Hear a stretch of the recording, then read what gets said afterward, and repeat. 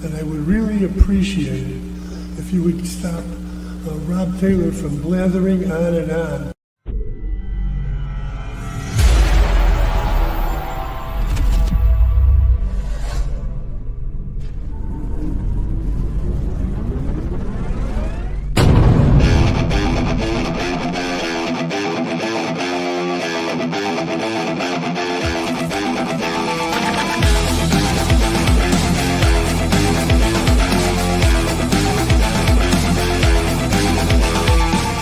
Opinions expressed by talk show hosts, callers, or guests on the Rob Taylor Report do not necessarily represent the opinions of the hosting platform, subsidiaries, sponsors, or possibly anyone else on the planet or the known universe.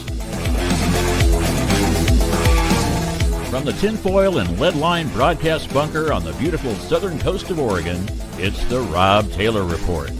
So strap yourself in. Your weekly political therapy session is about to begin. Ladies and gentlemen, here he is, the nearly famous Rob Taylor.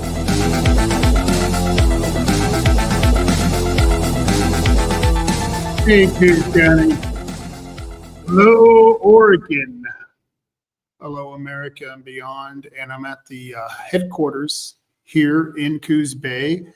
The headquarters is at Newmark and Broadway. And if you guys are driving around out there and you want to head over here and talk with me and Marty about, all your little latest political concerns, we'd be more than happy to talk with you. That'd be all right with us.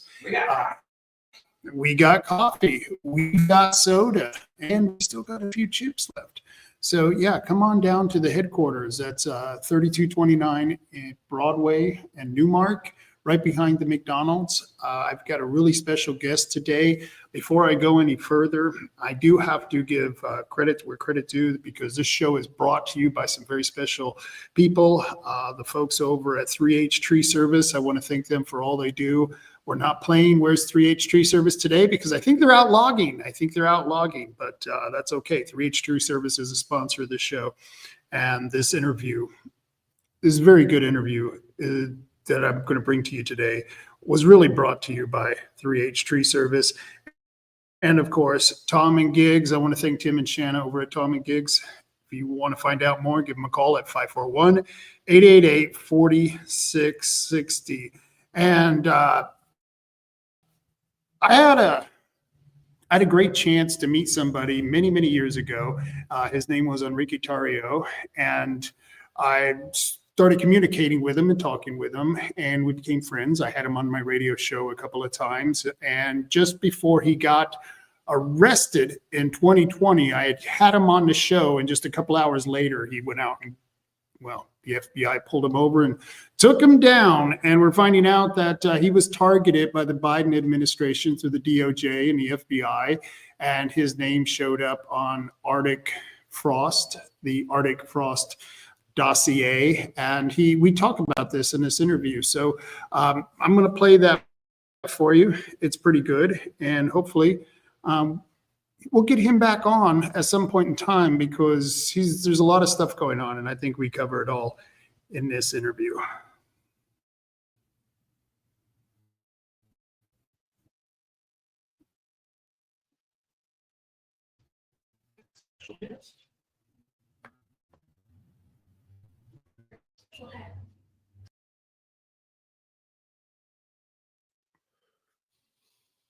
Hey, Coos County. We have a very special guest, someone who is a big friend of Oregon. He's been out here a couple of times at huge rallies in Portland. I was lucky enough to be at two of those different rallies, and he is phenomenal what the work that he has done. The President Trump himself has recognized the work this man has done, and I have to give him credit. He's one of the patriots who not just only talks the talk, he walks the walk. There is no bullshit with this man. He is straight up forward, going to do what he says and believes what he says. And so this is good to have this type of person on, because there are a lot of Republicans, a lot of so-called patriots out there who are not walking the walk. They can give you a good line, and they give you a lot of lip service. Not this man. And I want to introduce the one, the only Enrique Tarrio. Enrique, how you doing, man? Rob, pleasure to see you again. Last time, how long has it been? It's been 5 years. 5 and I think years. a good portion of it, you were in jail. I was in prison for 5 years in solitary, for 3 years in solitary confinement. But it's good to be back. And look, I have a lot of love for Oregon. A lot of good people live there. Even a small percentage of good people in Portland, for the most part. But and as last time I was there, that was this, my third visit to Portland. It was the End Domestic Terrorism 2 event. And I believe we talked at the End Domestic Terrorism 1 event. And the Right. point of that was to get, this terrorist organization labeled a terrorist organization. So I'm pleasantly not surprised. I'm so happy that, 5 years later, the president listens and the president did the work and finally labeled them what they were. And it would have been almost impossible for him to do that in 2020, the way it played out. Yes. It was just, it would have been, because of the riots, because of what was going on in the streets, it would have just caused a lot more problems. And so we were hoping when he got a second term, and we were praying, that was tough. That was scary. 2024 was really scary, because if we would have got stuck with Kamala, it would have been hell on earth, literally. And so that's why we're very lucky to have the man. Well, it would have been hell on earth for 1,600 of us. Because day one pardons, we'd still be in prison, and they were getting ready to indict another 3,000 American citizens for exercising their First Amendment rights. And look, even the left, I wouldn't say that, like, protesting against ICE, you should be labeled a terrorist or whatever. But the problem isn't speech, right? It isn't that they're just outside, like, holding signs or bullhorning. They're assaulting law enforcement. They're assaulting counter protesters, as Right. we've seen recently. Look, and the Proud Boys have had a pretty prominent presence in Portland for quite some time. We've decided recently, look, the ICE is doing its job. We don't see Portland police doing their job, but ICE is doing their job, and us going over there would shake things up in a way where I don't think it would be a positive impact on it. I do plan on going over there and covering the ICE facility over there, but I'm very thankful of, like, those patriots that went out there and the journalists that went out there and covered the event and exposed, what Portland is. So I'm very happy, like, that what they've done. And I was just out there. I'd been out there for a lot of different events. 2 of the events that you had, I was out there for those 2, and we went out there for other protests where there was we were literally brawling in the street. It was not good at all. And so this type of atmosphere was, we don't want that created again here. And I don't think it will be, because ICE they know once they get arrested by the feds, it's going to be some long prison terms. Yes. And I was there Friday, about 3 weeks ago, with the vice chair of the state Republican Party. And we were standing there with our Patriot shirts on, and nobody was giving us problem because we had about 11 cops there. They were never there before. They showed up because they were worried that the National Guard was going to be there on that Friday. And so it was a completely more like a weird, dark amusement park type theme. It was like some type of sideshow. And they weren't doing the rioting thing. They didn't have the big boys out there to harm people. And so that has changed since 3 weeks ago. But it was strange how they're trying to portray it as something peaceful and just a protest. Yeah, their actions now have consequences. It didn't have consequences before. They were able to do whatever they want. And as you said, Rob, you're 100% right on that. Like, you get popped, on a federal indictment for assaulting a police officer, you're going to go away for a while. and that's what Law and Order does, right? That's what Law and Order is supposed to do. It's like, okay, you know what? I'm a little terrorist, and my terrorist friend got arrested, and it looks like he's going to be doing a couple of years in prison. Maybe I don't want to do that too. So it's also about prevention, crime prevention, is what I'm seeing happening over there, and I couldn't be happier. I couldn't be happier either. Unfortunately, the rest of the state is still suffering from the legislature, who is controlled by one party, the Democrats. They have a supermajority, and they have passed laws that are affecting the red rural counties. 31 of the 36 counties here are red, bright red. And in fact, my county voted 60% for Donald J. Trump, and yet he lost in Oregon. And it's because of 4 huge counties, because they have Eugene, they have Salem, they have Portland. And we're fighting basically that population there, but they're making us suffer because nobody gets prosecuted. And if they get prosecuted, nobody goes to jail. And if they go to jail, they're not there very long. So it's it's getting tough out here, even in rural areas. It is. And I'm coming from the free state of Florida. I travel over there, and like you read about it too, because there's one thing. Look, I respect people that for the cause in any way, shape, or form. But let's be honest, when it comes to like my guys, we're not known for making cool things out of pixels, right? Whether it's memes or videos, although our memes are good and our videos are great. Like, we're known for stuff that we do in real life.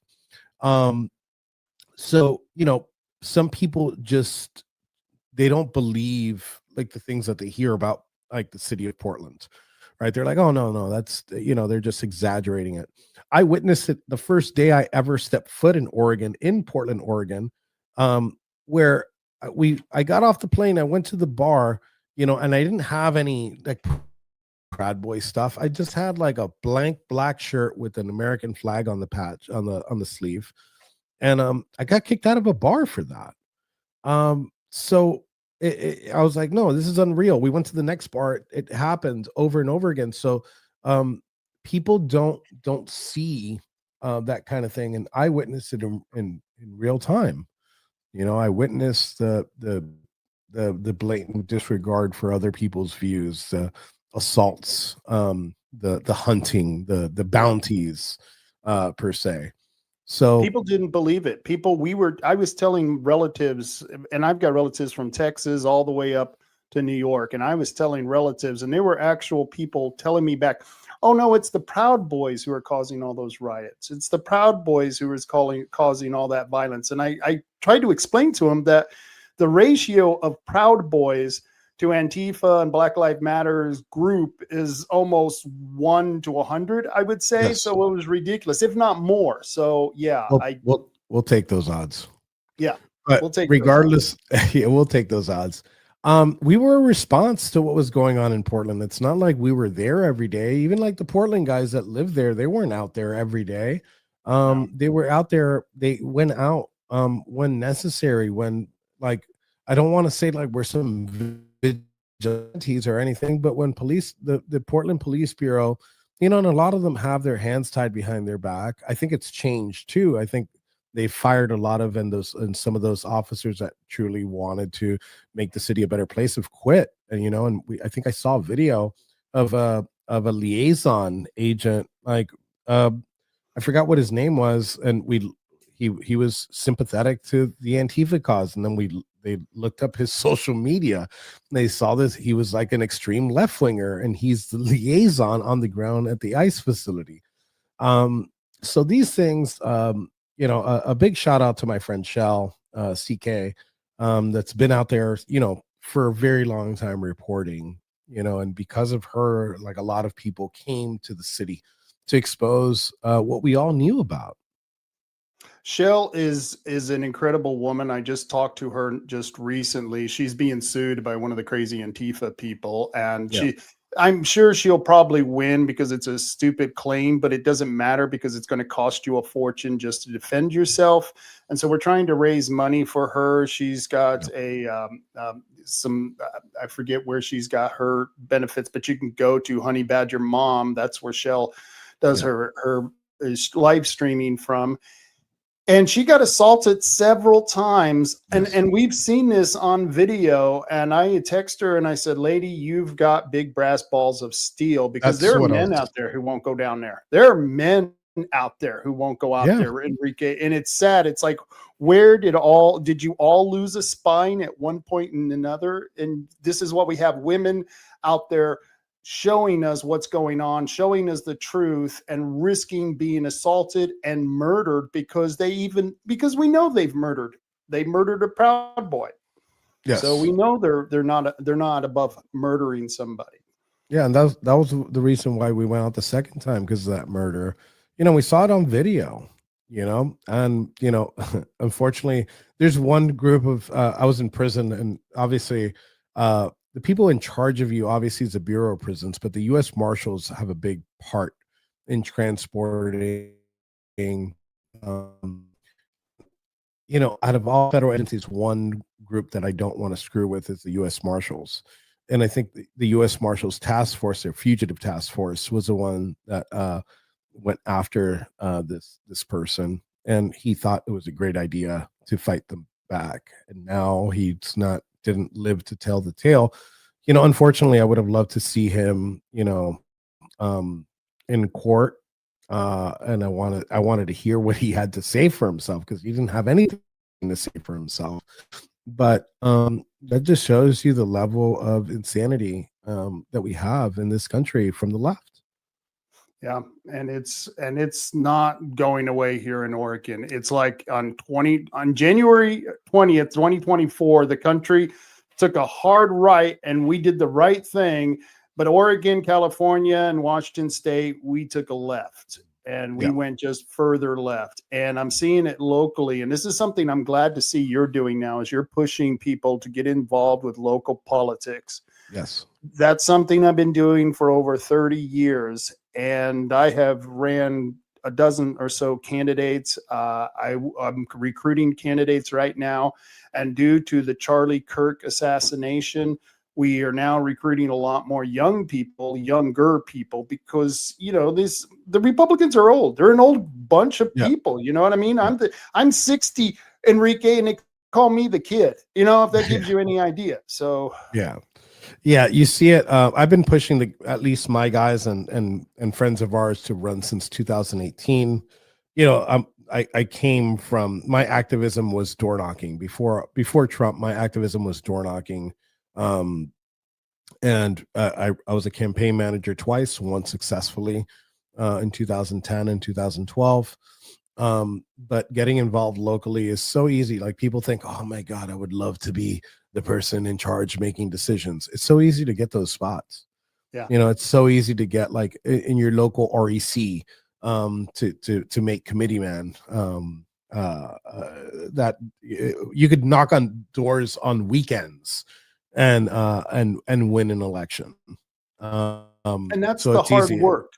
Mm-hmm. That's you going out and knocking on the doors. That gives you so much street cred. Yes. Literally in the political world, like if you were a gangbanger, you have to go out and you have to do some gangbanging. Well, in politics, you have to go out and you have to knock on some doors. You have to make some phone calls. You have to do the hard work behind the scenes that nobody rewards you for. No, you don't get the glory songs for the knocking on the doors and all that other stuff, but that's the actual work that has to be done. And if you notice, that was part of the reason that we had such success during 2024, is that there were a lot more younger people out there. Now, Scott Pressler, I think is his name. Yes, the guy Scott Pressler. Good took over Pennsylvania, and he's a young gay man. And it's like, we got young gay men out here who realize how bad it is. In fact, tonight I'm on a podcast, the Friday Night Rant, and I've got Seatta Thompson. I think Thompson's her last. Seatta is going to be on here, and she's a young Black lesbian woman who's running for city council position in Portland. And they're telling her she's not woken up.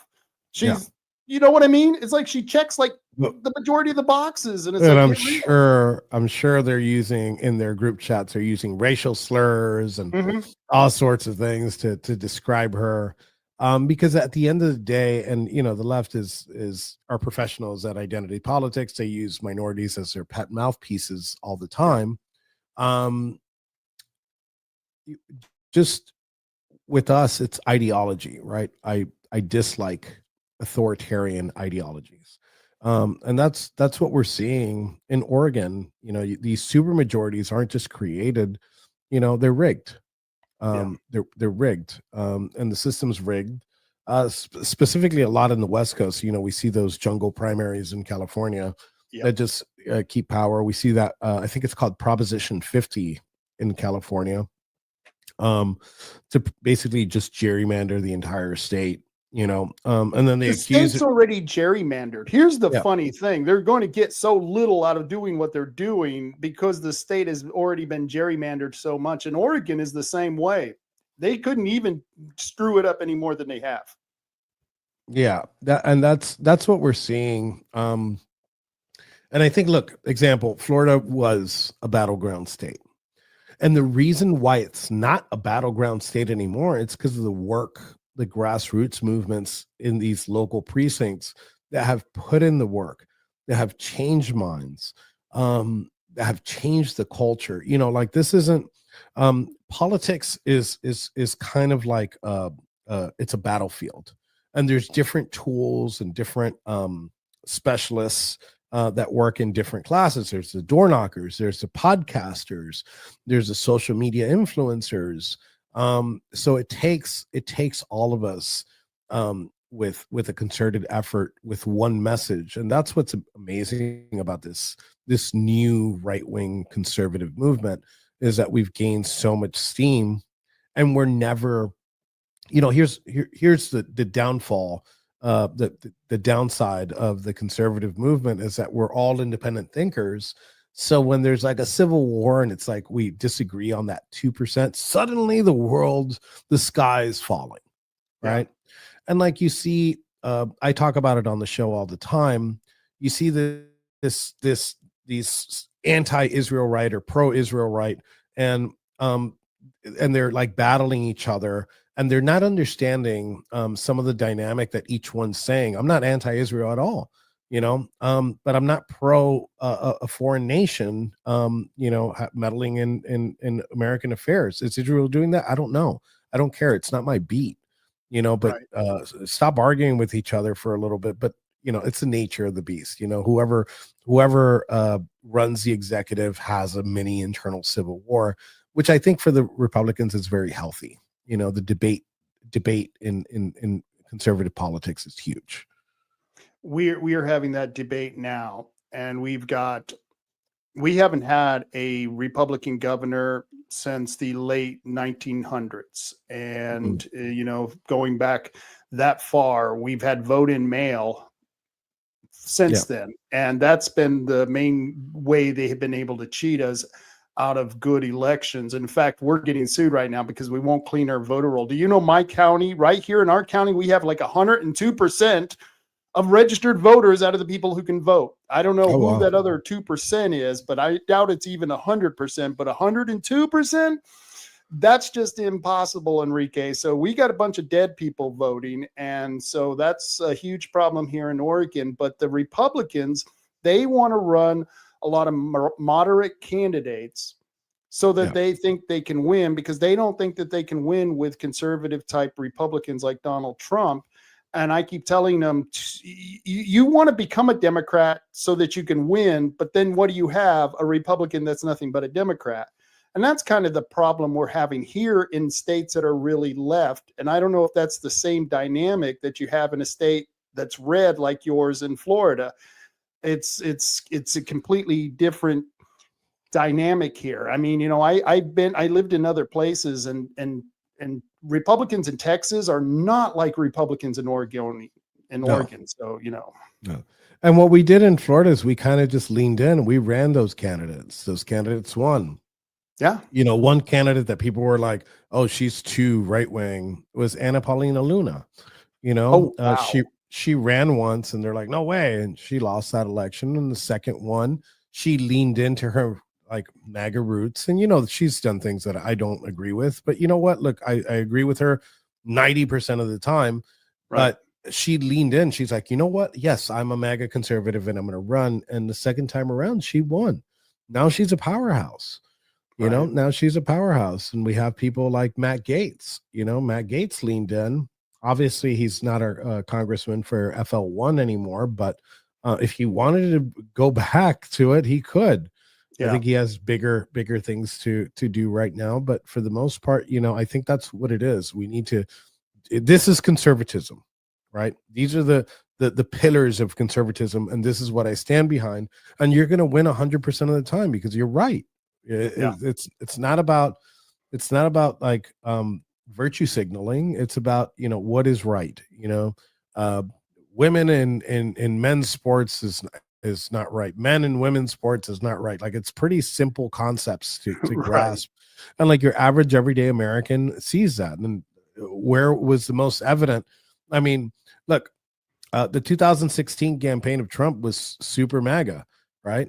But you're like, okay, well, he has to tone it down to win in 2024. He didn't tone it down. As a matter of fact, he got that volume button and he broke it. And he said, you know what? I'm going to lean into the conservatism. And he won by huge margins in all these battleground states, something that they said that wasn't possible.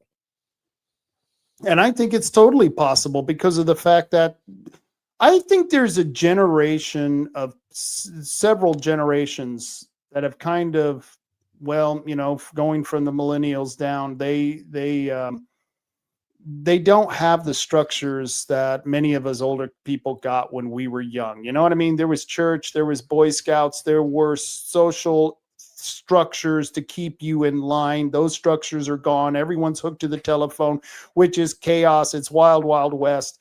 And I think people are craving strong leadership. And that's something we saw when I was a kid. You know who the strong were? Margaret Thatcher. You know what I mean? Ronald Reagan was, you know, we had the strong leaders back then. And thank goodness there was 8 years of Ronald Reagan, because then the country was ready to move forward with conservative values. And we were losing it in the 70s. I don't, you know, you're probably about 10 years younger than I am. I think you're in your 40s, right?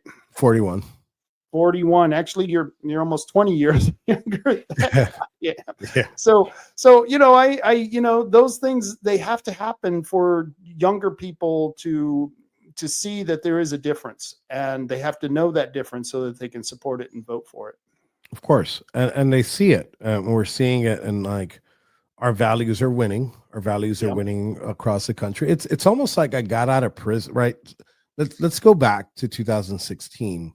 You know, first, I always use this example. On September 9th of 2016, Hillary Clinton called us a basket of deplorables, and we took it in for ourselves, right?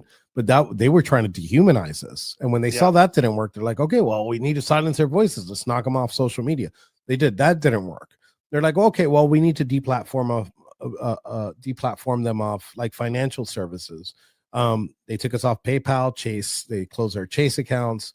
You know, and then they're like, okay, well, this isn't about money, because they keep going. They're like, okay, you know what we got to do? We got to lock them down, put the mask on, and stand 6 feet away from the other person. We saw that the masks were absolutely useless. We saw the 6 foot distancing wasn't even a real thing. And that didn't stop us. So what did they have to do? They had to steal an election in 2020 in order to get what they wanted. And then they're like, oh, and then they had the audacity and the balls to say, well, you know what? You know why those people went into the Capitol? Because the president told them that the election was stolen. And it's like, well, that was the straw that broke the camel's back. But you don't remember all of this that happens? Right. You know, and it's kind of like I went to prison and I came out into like this alternate universe. It's like I went through the multiverse and I came out, and it's like everything's conservative and conservatism is cool. You know, Elon Musk owns Twitter. What? There's AI. What is this? Oh, well, the culture is completely now shifted to the right. And, you know, you got to be thankful for Elon Musk for doing that. Because now look, I had lost my account and I lost my voice because social media is the new public square. Oh yeah. It's been so for a long time. So what happens when you remove a certain demographic off the public square is that they don't have a voice, and then you actually make them cooler by making them underground. Yeah. Now our views are completely mainstream. Now those things that the Proud Boys were about, were such fringe views in 2016. Now the entire party is like embracing it, right? Yeah. And because they weren't so fringe, they were just regular working class Americans that just had enough. We didn't care what race you were, what religion you claim, or what your cultural background was. We cared about ideology, and that it was a winning strategy because It was a completely winning strategy. And I'm not supposed to be here. Right. I'm not supposed to be having this interview with you. I'm supposed to be in a prison. And if a bullet would have just went a little more to the right, about a centimeter, and you would still be in prison, and we would be facing the full-on color revolution that's been going on in the streets. Yes. And I believe we had talked about that. And that was something that was, oh no, that's a conspiracy. And yet, no, we've seen it happen in other countries. We know it's happening here seriously in Oregon. I mean, like I just described the sabotage of the justice system. The left and the politicians, they say, oh no, the justice system is broken. No. The justice system is sabotaged. It's working just the way the left wants it to work. It's not working at all. And average citizens are now the criminals, and the criminals are vaulted into these high statuses because they're not criminals because of their decisions. They're criminals because society has forced them all to be criminals. Well, we're starting to see that more in Oregon. And what was really cool is that during this last election in 2024, there were kids at the state fair wearing Trump flags like capes all over the state fair. And Enrique, it was great. It was just beautiful to see all these young people doing that. And you know what else it is? Is guys like you, guys like Joey Gibson from Patriot Prayer, Joe Biggs and stuff. You guys are now popular. You're in. You're the cool kids now. And that all happened while you were in prison. You almost got your street cred, man. Yeah, I know. And you know what's crazy to me? I don't think I say things differently, or I don't say different things that other people don't say. They've kind of, the left has kind of built us. It's kind of built Enrique Tarrio, Joe Biggs. You said a name I haven't heard in a while, Joey Gibson.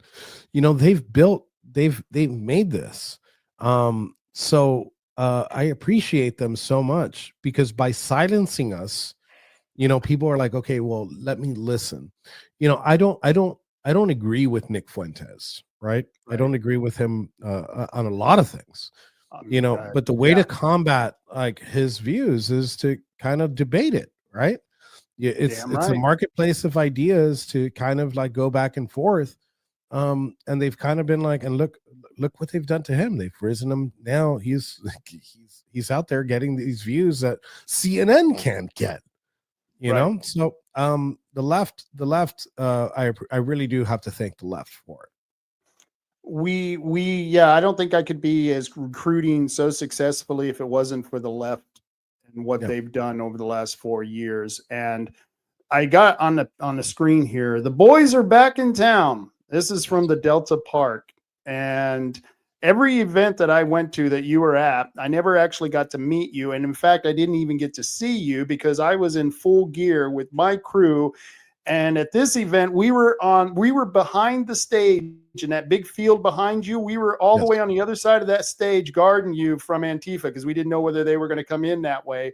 Yeah. And the last time when we were at the park inside the city with all those crazy Antifa's just screaming and yelling at us, my guys were part of that crew as well. And it was just so many of us, there was no way we were ever going to meet each other. There was just a huge amount of people. And so it was kind of neat. I went to your events, but I never heard you speak.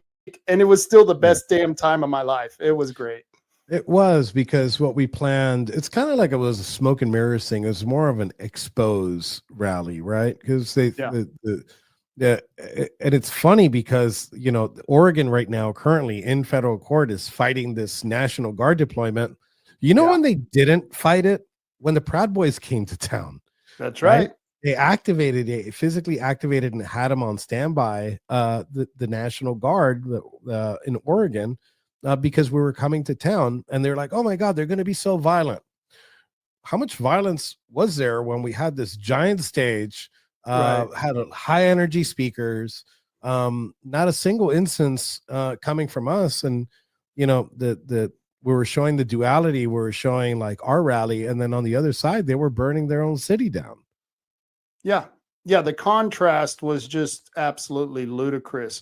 And in fact, I just put up another picture. This is from the Oregonian, and I love the first picture here. Oh, we were such violent people. Here are grown men, some big ass men. Let me tell you, these are some big ass guys, very well trained. And here they are on their knees praying to God, not to BLM, not to the leftist woke, but to God and their country. And here we're the ones who are called fascists. We're the ones who are called Nazis, animals, you name it, it.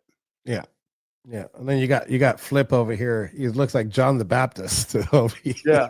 with the rag on his head. With his rag on the head. I love that. Yeah. So, we always start all of our events with a prayer.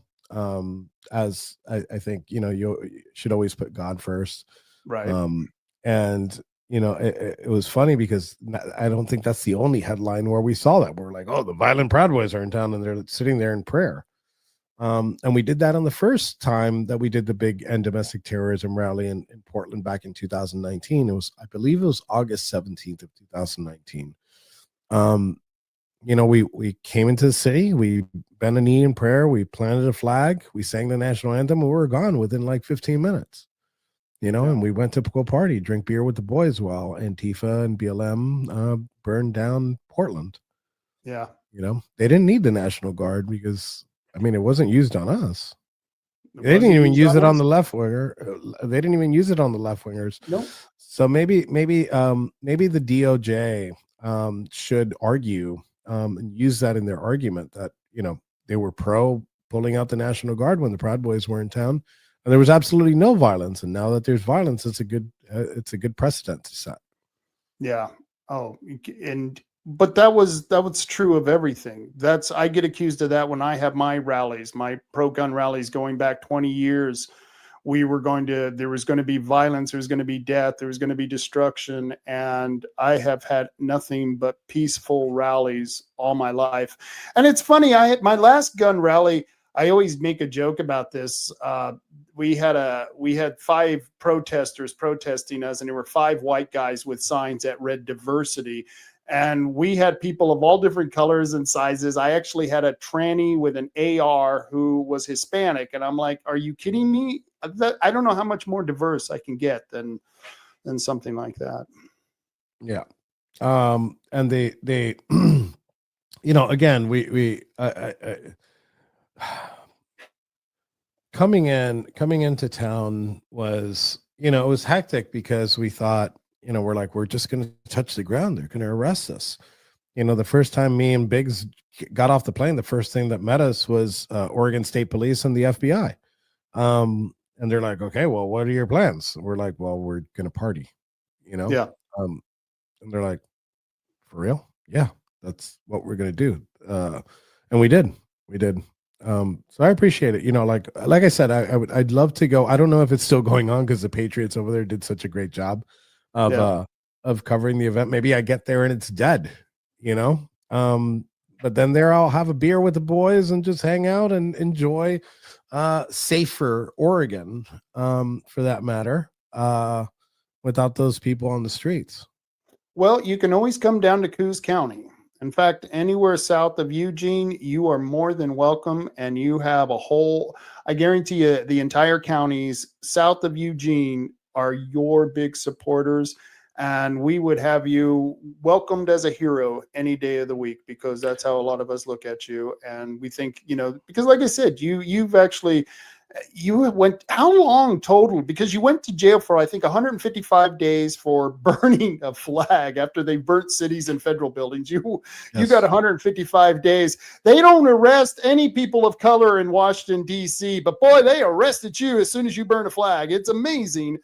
And you got 155 days for that. And you got 22 years, I think, for the other one. So how long total have you spent in jail? So what's funny is, let's start with the burning of the Black Lives Matter flag.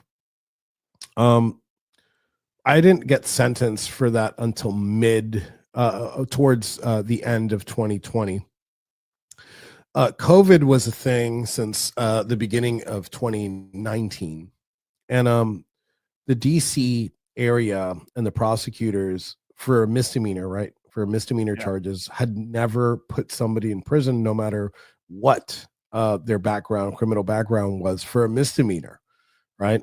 From I believe it's March of 2019, there hadn't been a single instance where they put a misdemeanor charge in prison. I was the first.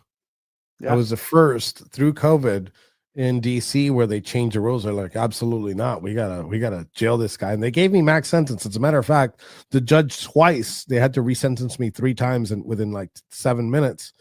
Because the judge tried to sentence me to an illegal sentence of 18 months when the crime, the maximum punishment was 6 months. The judge didn't even know what the hell he was doing.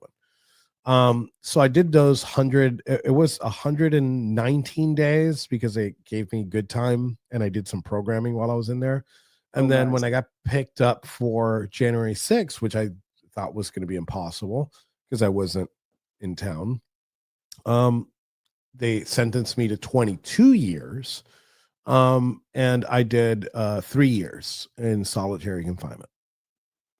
How I didn't lose my mind, I was already crazy. I can't lose it if I've already lost it. Here's the sad part. And you've got a huge fan down here. His name is Scott Brewster. And you got to meet his kids. Those were the kids that met you at the airport right before you headed off to speak that night. Yes. And he's a big fan of yours. I had to cover their face because they're teenagers now. That's how long it's been. And there's the night. That's the speech I think you made in Washington. I think that was from that night. Yes. And so, well, that was actually, so this picture, if I'm not mistaken, is from December. This was December 11th in the evening. Oh, okay. And then the picture that you saw with that one was on January 4th, right when I landed. At this point, I was right after this picture. I had a tail that was following me from the moment I got off the plane, so I already knew they were there. I was taking a picture. I ordered my Uber. My Uber came very quickly, and then about, I'd say, less than 5 minutes later is when they arrested me for burning the Black Lives Matter banner for a misdemeanor with an entire SWAT team. They literally shut down an entire major highway to go into Washington, D.C. from Virginia to arrest little old me. Yeah. Well, you're a big bad criminal. What kind of flag was it? Was it a BLM or was it an Antifa flag? What was it? It was a Black Lives Matter banner. And we just saw it, and we're like, okay, we sat there and watched years of them burning American flags on people's houses, actually burning them on the house, that people lived in. And you get arrested for stealing the flag and burning it. I mean, that's just. Well, I didn't get arrested for stealing it because I didn't even know where the flag came from. Right? Oh, okay. We're in the middle of the street and somebody brings in a Black Lives Matter flag, and I'm like, okay, this should be fine. They burn American flags, and we burned it very safe. Like, we put it in the middle of the intersection. We made sure that we're away from buildings, cars, or anything like that. We were like, okay, they do this all the time here, so let's do it. This is cool. And I didn't think I was doing anything illegal at the time. Yeah, I could totally see that. I mean, because like I said, they're burning federal buildings. I mean, I wouldn't care. If I saw that going on today, it wouldn't even be odd, but it's weird because now I see men walking down the street in masks today still, and they are they're up and disguised up, and they're it looks like an Antifa outfit themselves. Many of the homeless still dress like Antifa, all in black, and they wear masks. A lot of the young men around here, they, who they're into stealing, they're into vandalism, and we know who they are. This is a small town, and they're all dressed like Antifa. They got the mask on and stuff. So years ago, if you saw some kids riding around with masks, the police would stop them and automatically want to find out what's going on. Now you can walk down the street and nothing happens to you. And in fact, we take advantage of that when we have to deal with certain homeless that the police won't deal with, because that's the situation we have in Oregon. And it's funny, they'll go, a group of guys in black dressed as Antifa were messing with, a criminal, and the cops will describe them and they'll go, well, everyone out here is dressed in black, because it's a bad neighborhood. And we've got a couple of bad neighborhoods in our county as well. What can I say? The system is broken. Yeah, the system's broken. But I think it's and we should always be vigilant. We can't say like right. We won 2024, right? The day that we have to we stop celebrating should be the day after election. Take one day break, be like, all right, celebrate. So we should always be vigilant. But I think we're seeing a shift. And we'll see in 2028 if that shift has stayed the course. For a while I was like, you know what, the liberals are going to figure this out. The power corrupts, so they know that they have to change their message, right? So you're like, okay, well, they'll get more moderate now, and then maybe we got to worry about them later on. But it's been the opposite. They Right. kind of leaned in. They're back. They did good for a little while, for a couple months, and it was like some moment of self-reflection and been like, well, we went too extreme to the left. But after that, they went right back. They're right back to the social issues that have made them lose again and again. And I think as the country grows redder and redder, I think Oregon will grow more red. And we always use the term, has shifted right, which is true, but we've shifted the goalposts so much now that we're just trying to get back to the center, right? Right. I've been a door knocker. The first time I was knocking on doors was for Bush's second term in 2004. I was a kid. I haven't seen such a shift in the Republican Party like I saw in 2016, and it didn't shift more right. It actually shifted more like if you're using your typical scale, your right and left scale, it's kind of like shifted more to the left, right? It's gotten more. Yeah. I hate that they use these cool words like Antifa, right? Anti-fascist, right? It's kind of like, oh well, if you're anti-Antifa, you're pro-fascism. No, I'm anti-fascism too. You guys are the authoritarians. Right. So we've kind of seen this shift in the Republican Party that's gotten more like libertarian in a way, more freedom, more liberty. I do have my social views. I do have my views that some would see as progressive. I'm an America First guy, and some of those views require some outlook for the people. If we would spend less money on foreign policy and policing other states, then we'd have more money for programs here. Homeless veterans, for example, is a perfect example of like social programs I would love to see. So would you consider yourself more libertarian in that fashion? So my views, my core values have never changed, but watching the system from within, like my political views have shifted kind of like a Rubik's Cube. So depending on the situation, I do have a different view, and it's a lot more nuanced than just say, well, I'm more libertarian on gun rights. Yeah. And that started back in 2014. I'm more, I'm less, this started more in 2016. I didn't like welfare for major corporations. I don't like subsidies for major corporations that can make it on their own. But look, things that advance like humans, right? Advance humanity, like what Elon Musk is doing with SpaceX, privatizing space. I might be more inclined. I think maybe he gets too much money for that, but I'm inclined to like those things that further, human progress, because he makes a very valid, if anybody's on here, you should read his biography by Walter Isaacson called Elon Musk. um Walter we got, Isaacson wrote that. yes, Oh, that is cool. I love Walter's work. yeah, Walter has some great biographies. I've read almost all of his newer stuff, and it's great. His Steve Jobs book was amazing. It kind of gives you insight on Steve's state of mind, and he went to Portland. He went to university in Portland. So it kind of gives you insight. So things that progress humanity, like what we're seeing with SpaceX, I think are important ventures that I'd be okay with. But like, why are we subsidizing like Amazon? Yeah. Amazon's a multi-billion-dollar, and one day is going to be a multi-trillion-dollar.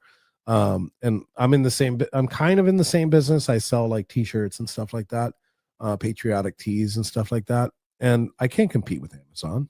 Right. And it's not because they're bulk rates where they buy, like one of their suppliers buys, 10,000 shirts from China. That's not the issue.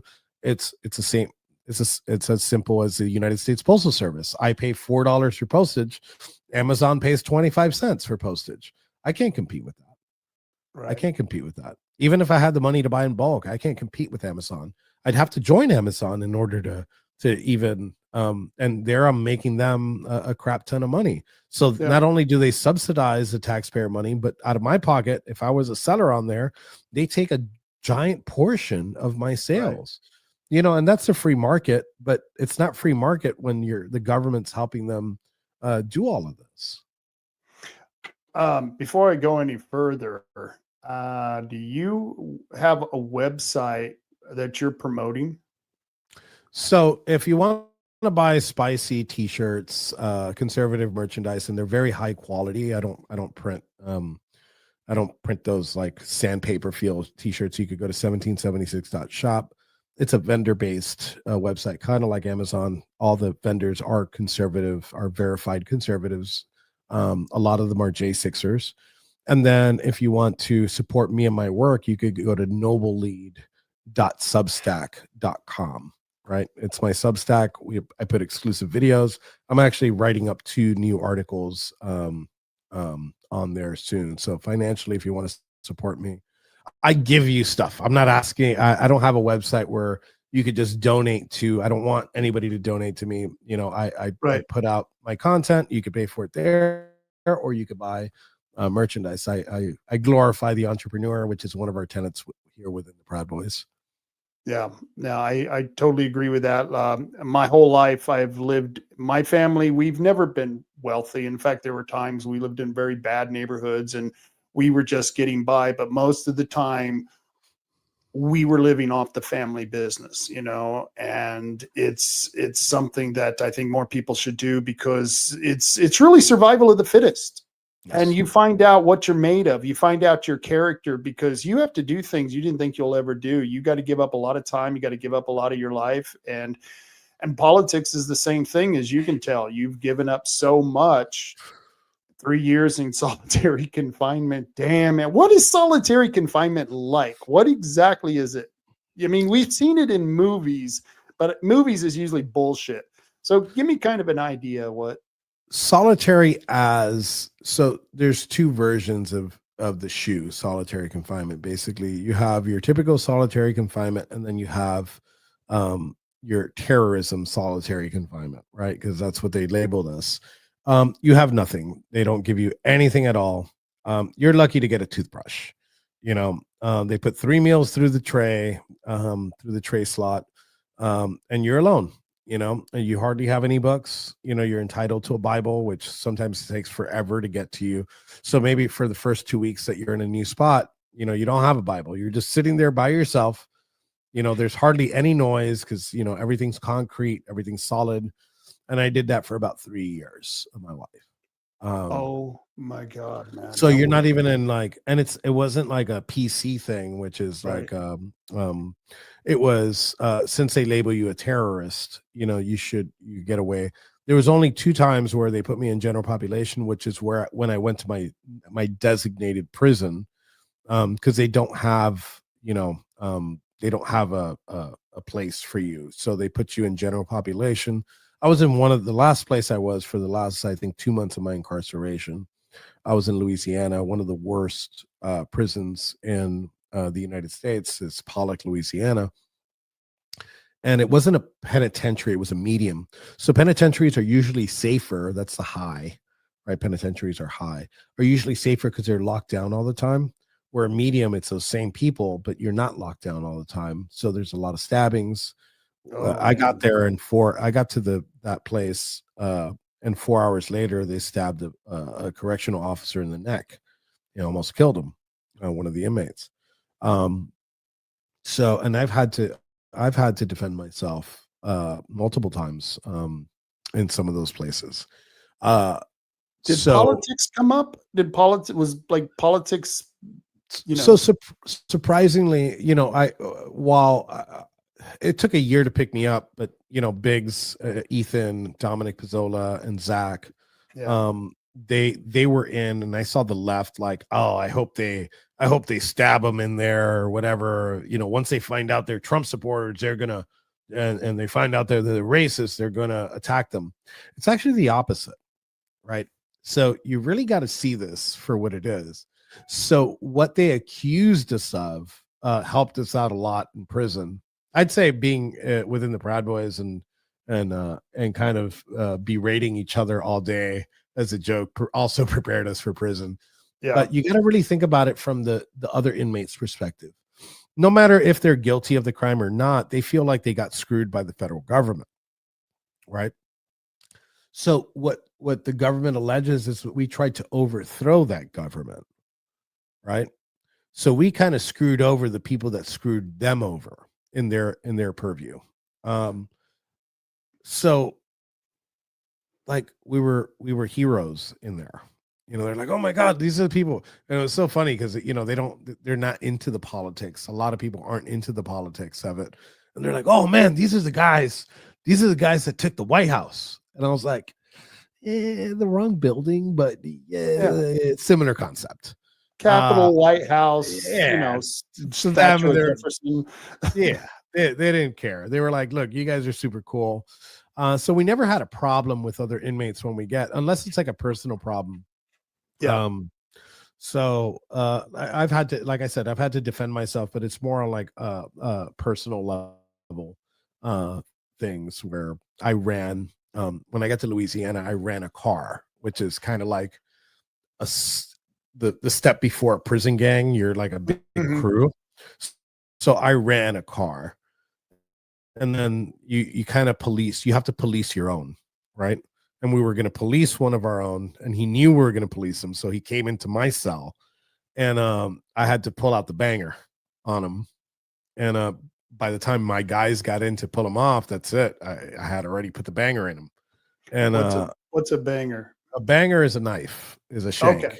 Shank. So, and it's that's one world that has not ever been documented accurately. We've seen all these prison shows, and it's not accurately because it's not explaining everything that goes on in there, because it's you don't know what that is until you're there. Your mind thinks differently. You're more, your humanity reverts back to your basic needs and that basic animalistic, those tendencies. So you dream differently. Like you don't dream up until recently. I didn't start dreaming back to normal. I was dreaming. You start dreaming in prison dreams. Like you're in prison. You're dreaming about like going to get food. You're dreaming about punching people and fighting and stuff like that. And it takes a little while to adjust, and it's not a true rehabilitation system. I actually just posted right now, George Santos was commuted, and he was at like a BOP function, a Bureau of Prison function. And he's like, oh, we're going to change things around here. We're like, well, let's change the logo and let's start changing the name to something to do with rehabilitation. Because that's not what you do. You put people that aren't like hardcore criminals, and you put them in this system, and you don't give them any incentive. When they get out, it becomes worse. And the only thing that kept me sane was Jesus Christ. And the other thing is the support I had from my family. I knew I had that support system, but some people don't have any of those two. Yeah. Some people haven't found Jesus in their life. Some people don't have families. And those are the people, that we got to look at. I was very lucky.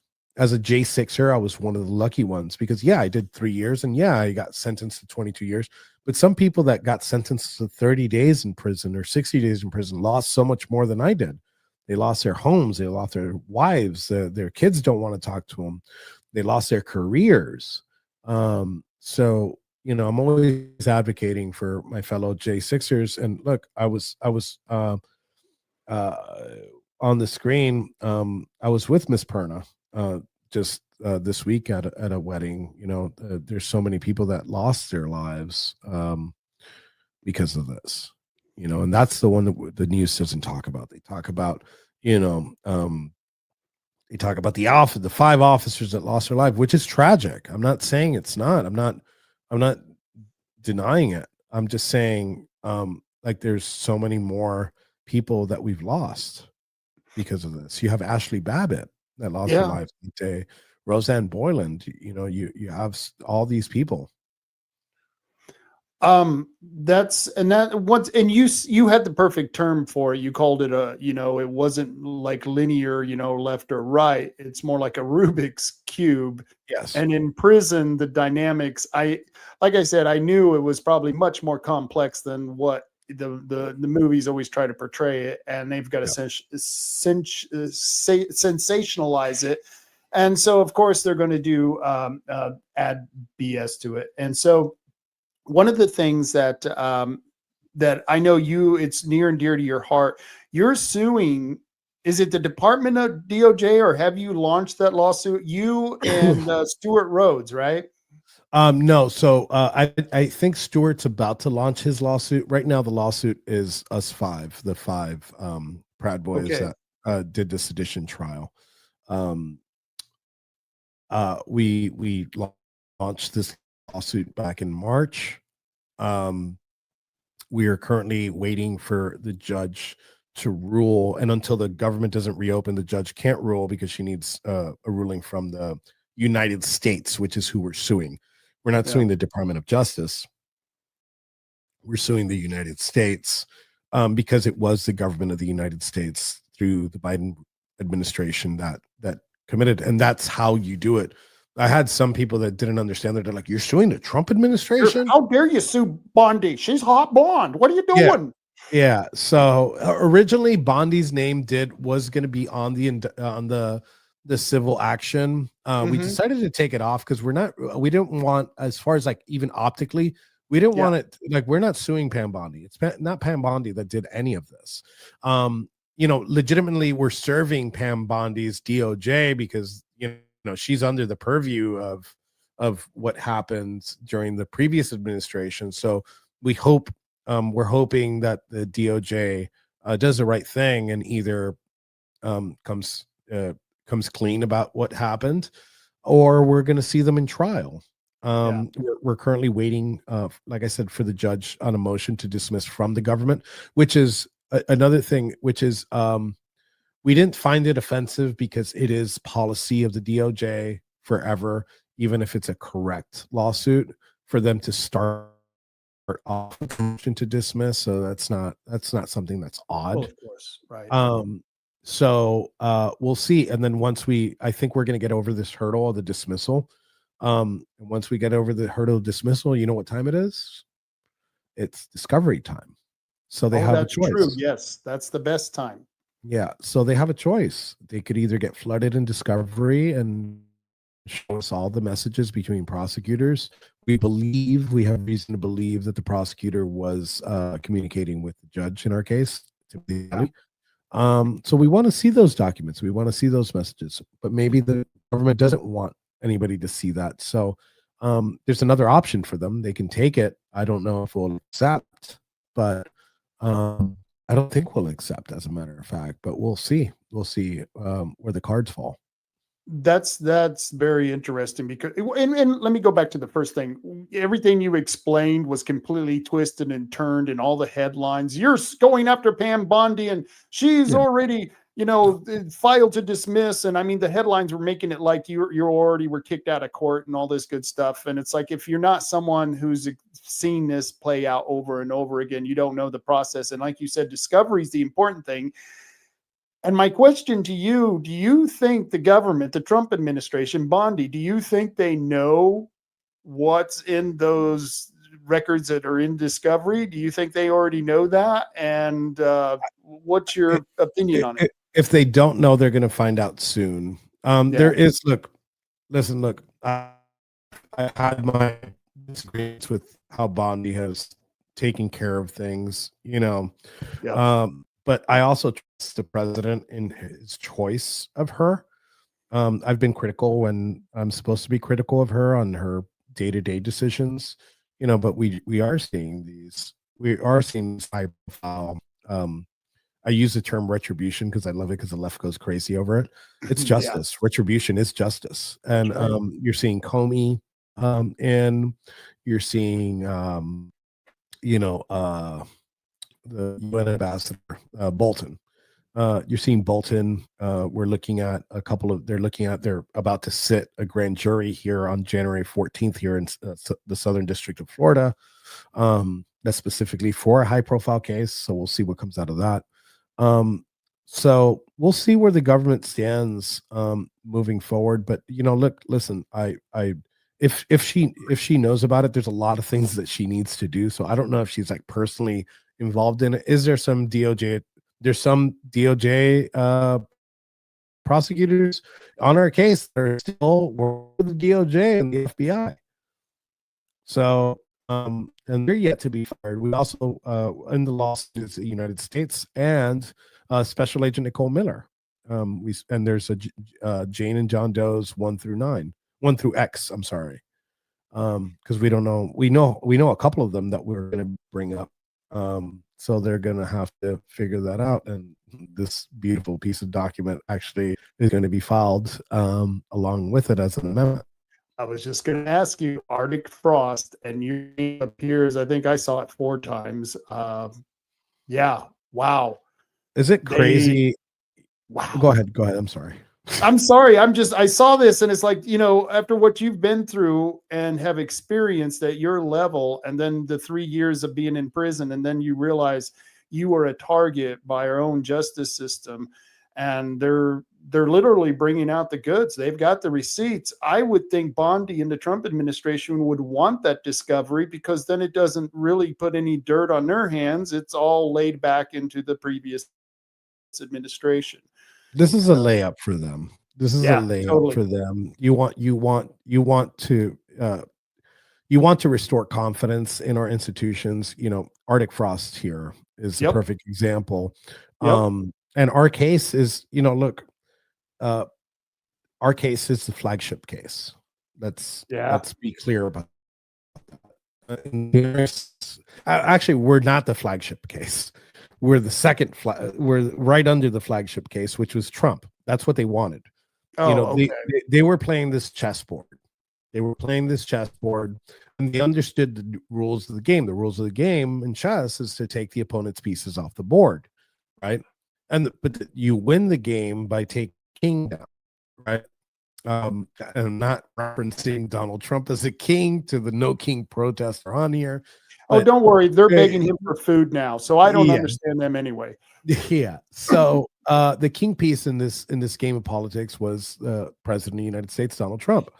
And they wanted to take him out. All these January 6 prosecutions, Their only goal was to stop him from running in the 2024 election. And this is, I'm going to make this point. Through our case, if you saw the details in our case, I wasn't in town. I didn't have access to my phone, so I didn't communicate with you guys. So I couldn't coordinate to overthrow the United States government as they allege. But if you really look at those cases now, you compare Trump in that you use that standard. Trump was in town. Trump had access to communications, and if it was easy to get me, it was even easier to get him. By law, right? They tried to get me to do that. They put me in a room and they're like, we'll let you out on bond and you won't serve another day in prison if you spit a paper across the desk and they're like, read this. And they gave me a narrative. And if I agree with that narrative, I get to go home. And I would have to, if Trump took it to trial, which he was, rightfully so, I would have had to testify against the president. I would have had to lie through my teeth to try to prosecute him. I told them to go F themselves. And I think that's one of the reasons why they gave me 22 years. But you could take a look. More mistaken about the January 6th. They call it the January 6th case. The case that was in D.C. You recall that case? Right. It's not a January 6th case if you read the indictment.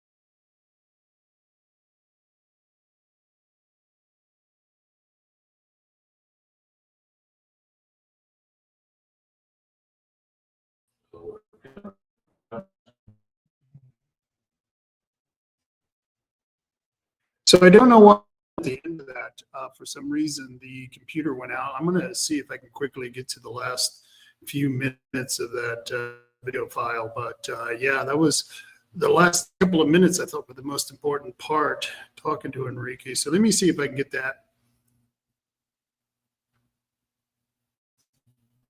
up and running. Yeah, because this is the most important part. So let me the whole thing, all these January 6th prosecutions, their only goal was to stop him from running in the 2024 election. And this is, I'm going to make this point. Through our case, if you saw the details in our case, I wasn't in town. I didn't have access to my phone, so I couldn't communicate with the guys. So I couldn't coordinate to overthrow the United States government as they allege. But if you really look at those cases now, you compare Trump in that you use that standard. Trump was in town. Trump had access to communications. Get me, it was even easier to get him, by law, right? And they tried to get me to do that. They put me in a room and they're like, look, we'll let you out on bond and you won't serve another day in prison if you slid a paper across the desk and read this. And they gave me a narrative. And if I agree with that narrative, I get to go home. And I would have to, if Trump took it to trial, which he was, rightfully so. I would have to testify against the president. I would lie through my teeth to try to prosecute him. I told them to go F themselves. And I think that's one of the reasons why they gave me 22 years. But you could take a look. People are mistaken about the January 6th. They call it the January 6th case, the case that was in D.C. You recall that case? Right. It's not a January 6th case if you read the indictment. If you read the indictment, the things that they alleged, the DOJ alleged wrongfully, was that the president of the United States was using his levers of power to manipulate and change the results of the election, through contacting the Secretary of State of Georgia and a whole bunch. It had nothing to do with what happened at the Capitol that day, right? It had nothing to do with it. For me, they wanted me to so they can pin him with seditious conspiracy. And if they pin him with seditious conspiracy, you remember the Colorado knocked him off the ballot and the Supreme Court had to chime in. It would have, I wouldn't say it was successful, but it would have had more merit if they would have charged us seditious conspiracy, because it's under the purview of the Insurrection Act, right? The insurrection, right? So what ends up happening is, I don't think it would have been a 9-0 ruling if he would have been accused of seditious conspiracy. I think a couple of the liberals, you would have seen like a 3-6 or maybe even a 4-5 ruling, a split ruling. At that point, we would have gotten closer to knocking him off the ballot. But again, all these cases, to wrap this up, all these cases were one thing. It was about Donald Trump. That's why we decided, and we were the first ones out of the gate. And I think currently we're the only lawsuit against the United States at the current moment. There have been lawsuits, I think, individuals like Nancy Pelosi. I know somebody did the Nancy Pelosi thing, and a couple others, but we are still the first ones there. And I'm hoping that we set precedent in order to get the compensation for the sixes that we so deserve. And I also think Donald Trump should get compensation for everything that they did to him. And not only compensation, I think these people need to go to prison. I think these people that weaponize the government need to be indicted. They need to be tried. And if they're convicted, which they will be, I think that they should go to jail for a very long time. I completely agree with you. And I think if things go the way I think they're going to go, we're going to see some justice and you're going to be vindicated. I think the release of your name on the Arctic Frost list was incredible vindication. It must have felt like, told you so. You know what I mean? Yeah. It was like, the fact that you spent, 3.5 years in 3 years. 3 years. Technically, yeah, those 120 something days were solitary confinement for the most part. So you've paid the price, and I hope the best for you. I'll let you do a damn movie on you, man. Dean can play you. You know what I mean? Yeah, that would be great. We're actually working on 2 films right now. One should be released in December. Another one in June. One in January, and I believe about March, end of February, March. And then they're both documentaries. We're also looking at how to do something fun and entertaining. Because I think, like, your typical, and everything's through the studio, through the Warboy Studios. I think that we need some entertainment. I'm kind of burnt out on documentaries. But we're gonna do something entertaining, funny, that should be out at the end of next year. That's what my focus is on now. I have a podcast network with 12 hosts that have amazing shows. We have a resident F-winger, right? Patty. Nice. Patty was with ultra leftist, but speech leftist. But through media, and that's a pretty good cause. Like we said, I'm pushing my guys and any principled conservative to run for office. And that's our goal too here. We can't save Oregon as we save our own county, and we're having trouble saving our own county. And before you leave this to the stage, what a great picture! That is classic. I love that's pinned on your X account. That's beautiful, man. That must have been so yeah. good. It was a Mother's Day post, and I was planning.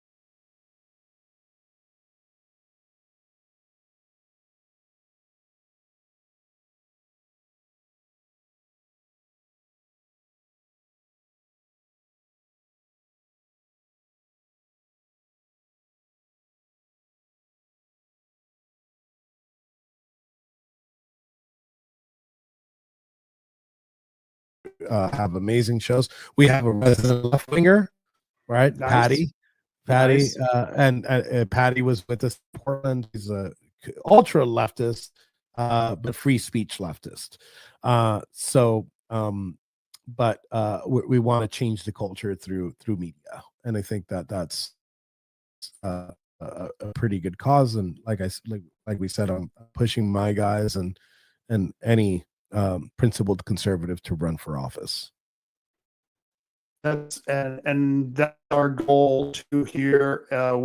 We can't save Oregon unless we save in our own county. And before you leave, I wanted to add this to the stage. What a great picture! That is classic. I love that's pinned on your X account. That's beautiful, man. That must have been so good. It was a Mother's Day post, and I was planning to get a great picture with my mom in Mar-a-Lago, and this guy just shows up and photobombs us. I'm gonna try to AI the guy in the center of it. Oh my God! Yeah, I'm gonna AI that guy. I don't know who that guy is. I don't know who that guy is. Wow, yeah. Wow, what an incredible time that must have been. And you deserve it. Like I said, you deserve the fruits of this. I hope they discover it. I hope that maybe there might be a class action lawsuit with all the people who suffered, all the J6ers, and including you and everyone else who got pulled into this Arctic frost BS. I think they need to be taught a lesson. You can't do this to people. This is wrong. And so I want to thank you for coming on. Hold on, I'm going to stop the recording and catch you on the other side. Okay. Thank you, man. Thank you for having me on. Thank you very much. Oh, right. And that was Enrique Tarrio. And we are having a little bit of technical difficulty. And yes, Steve and I, to answer your question, yes, we do need help with better internet. We'll talk to you at some point in time. But yeah, we definitely are having a little bit of problems. I don't know. Maybe it's something here. Maybe it's something with the weather. I have no idea, but we'll get it worked out. But yeah, we do need seem to have better internet. But I need that at home. I've got to try something new at home to get that working. And I really enjoyed talking to Enrique. He's one hell of an interesting guy, and we'll get more from him. After the interview, talked to him for a while. We would like to try to get Enrique down here in person at our headquarters here at some place to talk with, to be an in-person event. So we may be doing that. I don't know. I may hold off to the spring so we can have maybe a bigger event. I'm not sure how we're going to do that, but I think it would be damn cool to get him down here and have him directly talk to the people, answer your questions. He's a very interesting guy. I can't wait till he goes. I heard he's going out to Portland in some point in time. He's going to be heading back up north. He's interested in seeing what's going on in the streets since he hasn't been around. Let's see. We are still doing. Let me see if I can get my my files up. When I got kicked off, my files got kicked off as well, and so I'm not sure if I got my files up because I had a couple announcements to make. And let's see. Oh, here we go. Here we go. Wow, it's just jumping all over the place. There we go. And vote by mail. Me and Marty are going to be out here for the next. Marty's going to be leaving, so sometime point For the next 2 days. for the next 2 days. 3 days. Yeah, so he'll be out here from 2 to 6. We'll be here from Wednesday if you want to sign the end vote by mail or the vote before tolls initiatives. We have those out. And as soon as the vote, the repeal the tax package initiative comes out, we will be having that here as well. So don't worry about it. And thank you, Steve. Great interview, by the way. Technical issues don't reign on the bulk of that conversation. And thank you very much. Like I said, it was really cool talking with him, and it just sucks that sometimes those technical. We should have that problem with the advancement we have in technology. It's mind blowing. I could sit there and stream stuff all the time and not a damn glitch for a single 2-hour movie, and then for some reason I start live streaming and I get all this nonsense. But we will be doing this. This is something we're going to continue. We're going to be expanding the hours here at our new headquarters. There's a lot of people who are interested in getting involved. I highly recommend, if you can, to become a PCP, or at least a PCP on the ballot, because we can't get anyone appointed right now. But you can be a PCP on the ballot. You can sign up. If you've been a Republican since September 11th of this year, you can sign up. You can sign up at the Secretary of State's office. I'm not sure if I have that. Oh, here we go. Right there, if you have your phone on you, you can scan this QR code, give a quick scan, and it will tell you exactly, it'll give you exactly where you can go to the Secretary of State's website and sign up as a PCP. But you do have to know which precinct you're in, and it will, if you need to find out, go to your voter registration card. That's the best place to go to find all that stuff out.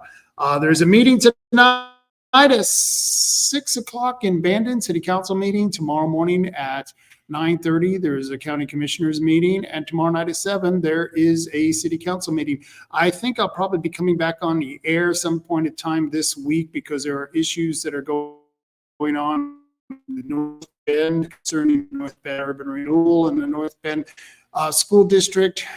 There is a new public hearing that's going to be taking place Tuesday concerning the city's ability now through state legislation. Their ability has changed. They can designate as part of their urban growth boundary, meaning that they can take more property out of the unincorporated areas of the county and force those people to pay more city taxes. I mean, there are benefits, but there are disadvantages for being inside the city's urban growth boundary or inside the city limits. And that should be something we will be talking about later on. I want to thank you all for joining me. I appreciate Seattle and Marty from last Friday night's rant. And if you didn't happen to catch it, I would recommend you go over to last Friday night's rant. It was a pretty damn good one. It was Halloween, and I actually made it out to the cemetery. Didn't see no ghosts, but I made it out to the cemetery. Hey, all right, we got our first visitor for the day. How you doing? Yeah. Yeah. And all I want to know is, we're going to get one of them car flags if it's Trump. We need to start selling. We need to start selling those car flags. Well, until we find out where those car flags are, I will see you on Friday. And until then, carry on, Coos County. Carry on.